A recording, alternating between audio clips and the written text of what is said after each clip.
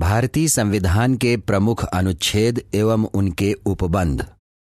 Note: भारतीय संविधान का समग्र अध्ययन कर लेने के पश्चात हम संक्षेप में यह जानने का प्रयास करें कि भारतीय संविधान के प्रमुख अनुच्छेदों में निहित उपबंध सारांशतः क्या हैं। तदनुरूप इस परिशिष्ट में प्रमुख अनुच्छेद और उनके उपबंध प्रस्तुत किए गए हैं। अनुच्छेद 1, इंडिया, जो कि भारत है, राज्यों का संघ होगा।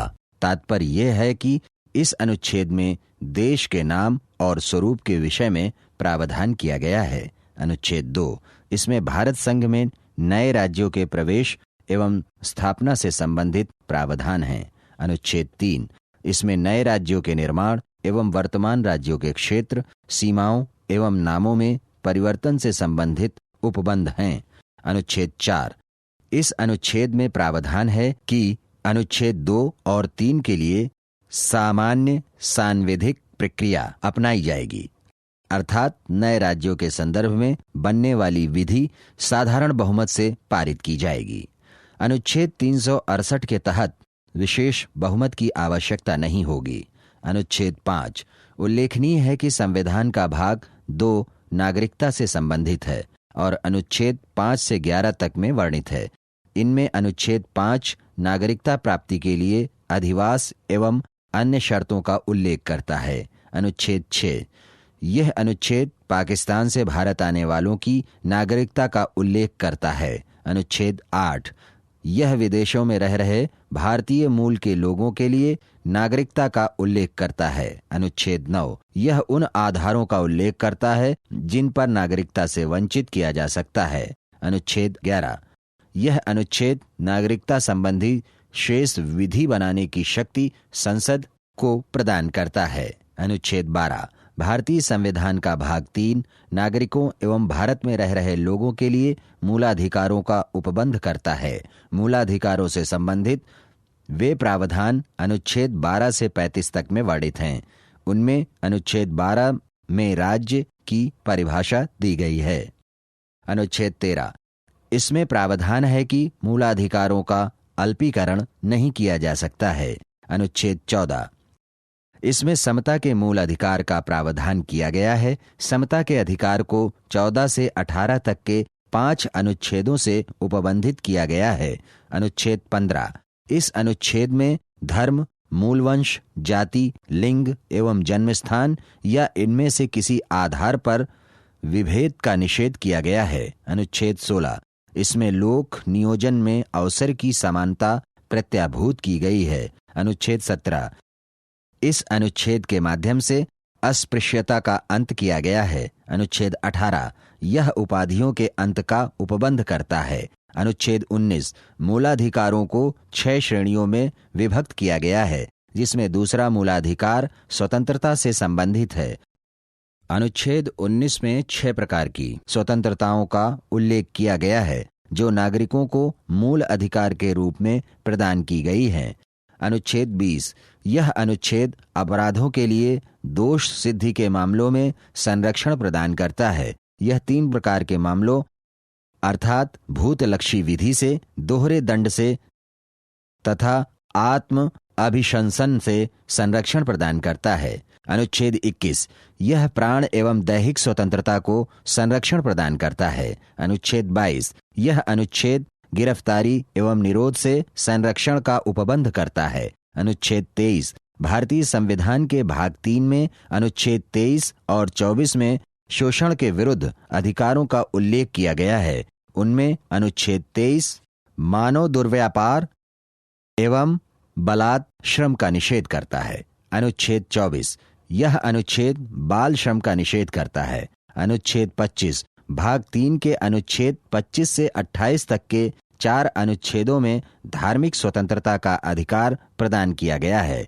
उनमें अनुच्छेद 25 अंतःकरण एवं धर्म की स्वतंत्रता प्रदान करता है। अनुच्छेद 26, यह अनुच्छेद धार्मिक कार्यों में प्रबंधन की स्वतंत्रता प्रदान करता है। अनुच्छेद 27, इस अनुच्छेद में किसी विशिष्ट धर्म की अभिवृद्धि के लिए करों में संदाय से स्वतंत्रता उपबंधित की गई है।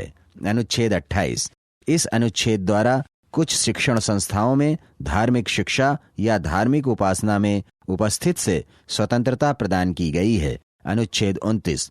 संविधान के 2 अनुच्छेदों अर्थात 29 और 30 में संस्कृति और शिक्षा संबंधी अधिकार प्रदान किए गए हैं, जिनमें अनुच्छेद 29 संस्कृति संबंधी अधिकारों का चार्टर है। अनुच्छेद 30 यह शिक्षा संबंधी अधिकारों का चार्टर है।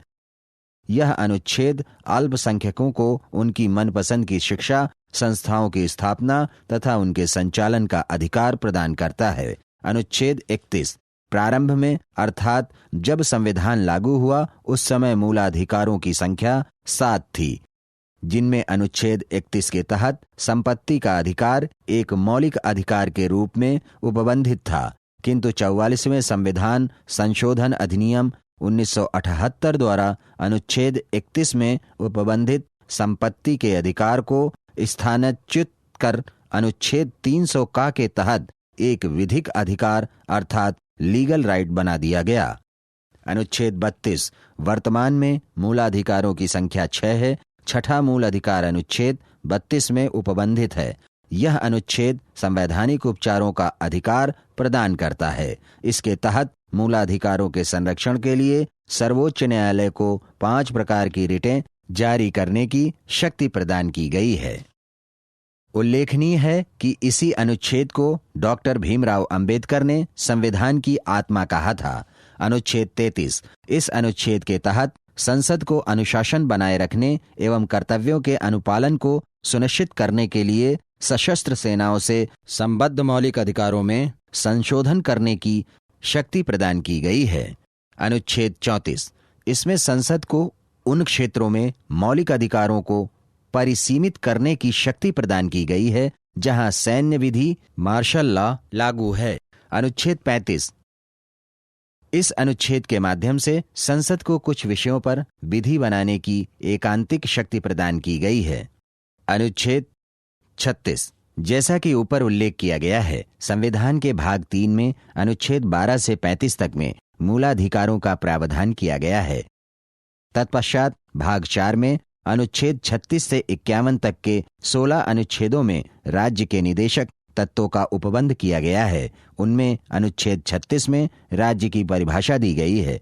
इसके अनुसार राज्य से वही अर्थ है जो भाग 3 के अनुच्छेद 12 में है। अनुच्छेद 37 इस अनुच्छेद के अनुसार इस भाग में दिए गए उपबंधों को किसी न्यायालय द्वारा बाध्यता नहीं दी जा सकेगी, अर्थात इस अनुच्छेद के अनुसार राज्य के नीति निदेशक तत्व वादेय नहीं होंगे।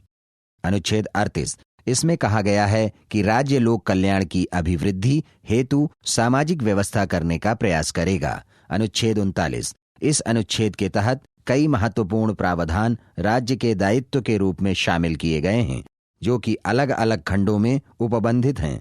इसके अनुसार राज्य प्रयास करेगा कि नंबर 1 स्त्री और पुरुष सभी नागरिकों को समान रूप से जीविका के साधन उपलब्ध हों। नंबर 2 स्त्री पुरुष दोनों को समान कार्य के लिए समान वेतन मिले। नंबर 3 भौतिक साधनों का स्वामित्व और नियंत्रण अधिक से अधिक सार्वजनिक हित के अनुरूप हो। नंबर 4 संपत्ति और उत्पादन के साधनों का न्याय संगत वितरण हो तथा सर्वसाधारण के लिए अहितकारी संकेंद्रण न हो। अनुच्छेद 40 इसमें उपबंध है कि राज्य पंचायती राज की व्यवस्था की स्थापना हेतु कदम उठाएगा। अनुच्छेद 41 राज्य अपनी आर्थिक सीमाओं के भीतर रहते हुए प्रयास करेगा कि नागरिकों को शारीरिक निःशक्तता एवं अन्य अनहर अभाव की दशाओं में लोक सहायता प्राप्त हो सके। उत्तर प्रदेश में बेरोजगारी भत्ता, कन्या विद्याधन, विधवा पेंशन आदि योजनाएं इसी प्रावधान right to work, education and public assistance का क्रियान्वयन है। अनुच्छेद 42 राज्य काम की न्याय संगत और मानवोचित दशाओं को सुनिश्चित करने तथा महिलाओं के लिए प्रसूति सहायता प्राप्ति हेतु उपाय करेगा। अनुच्छेद 43 इस अनुच्छेद में 3 प्रावधान हैं। नंबर 1 राज्य गांव में कुटीर उद्योगों को बढ़ाने का प्रयास करेगा, वैयक्तिक या सहकारी आधार पर। नंबर 2 राज्य उद्योगों या सार्वजनिक उपक्रमों में कार्यरत कामगारों की प्रबंधन में भागीदारी सुनिश्चित करने के लिए कदम उठाएगा, विधान या किसी अन्य रीति से। नंबर 3, राज्य कृषि, उद्योग एवं अन्य क्षेत्रों में कार्यरत कामगारों के जीवन निर्वाह योग्य मजदूरी मिले, इसके लिए विधान या किसी अन्य रीति से सुनिश्चित करने का प्रयास करेगा। अनुच्छेद 44, राज्य भारत के समस्त राज्य क्षेत्र में एक समान सिविल संहिता यूनिफॉर्म सिविल कोड लागू करने का प्रयास करेगा। अनुच्छेद 45, राज्य 6 से 14 वर्ष की आयु वर्ग के सभी बच्चों के लिए निःशुल्क एवं अनिवार्य शिक्षा उपलब्ध करने का उपबंध करेगा। अनुच्छेद 46, राज्य अनुसूचित जातियों, अनुसूचित जनजातियों एवं अन्य निर्बल वर्गों की शिक्षा एवं आर्थिक हितों की अभिवृद्धि हेतु प्रयास करेगा तथा सामाजिक अन्याय एवं शोषण के विरुद्ध सुरक्षा प्रदान करेगा। अनुच्छेद 47, राज्य लोक स्वास्थ्य में सुधार एवं जीवन स्तरोन्नयन को अपना प्राथमिक कर्तव्य मानेगा तथा मादक द्रव्यों के सेवन को प्रतिबंधित करेगा। अनुच्छेद 48, इसमें 2 प्रावधान हैं। नंबर 1, राज्य कृषि एवं पशुपालन को आधुनिक एवं वैज्ञानिक प्रणालियों से संचालित करने का प्रयास करेगा तथा दुधारू एवं वाहक पशुओं की नस्लों में सुधार के प्रयास करेगा और उनके वध का प्रतिषेध करेगा। नंबर 2, पर्यावरण संरक्षण, वन तथा वन्य जीवों की रक्षा का प्रयास करेगा। अनुच्छेद 49, राज्य राष्ट्रीय महत्व के संस्मारकों, स्थानों, वस्तुओं एवं प्रतीकों के संरक्षण का प्रयास करेगा। अनुच्छेद 50, राज्य कार्यपालिका से न्यायपालिका के पृथक्करण हेतु कदम उठाएगा।